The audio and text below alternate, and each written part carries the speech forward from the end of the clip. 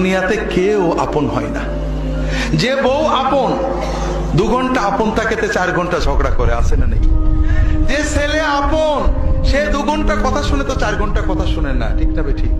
যে ভাই আপন সে ভাই 2 ঘন্টা আপন আর 2 ঘন্টা পর।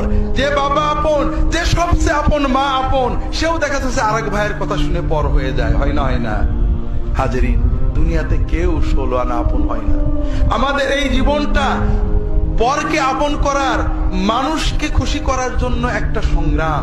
ছোটবেলায় বাবা মাকে খুশি করার চেষ্টা করেছি, পারিনি, কত মারছে, ঠিক না বেঠিক?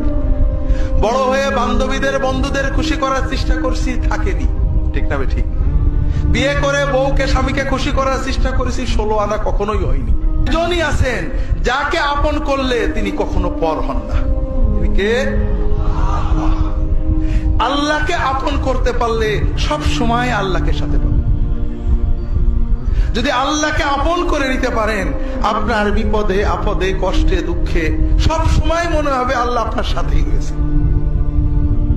যে বেদনা কারোর কাছে বলা যায় না, বউয়ের কাছে বলা যায় না, মায়ের কাছে বলা যায় না, যে আনন্দে কাউকে শরীক করা যায় না, যদি আল্লাহকে আপন করতে পারেন সেই আনন্দে আল্লাহকে শরীক করতে পারবেন, সেই বেদনার কথা আল্লাহর কাছে বলে বুকটাকে হালকা করতে পারবেন।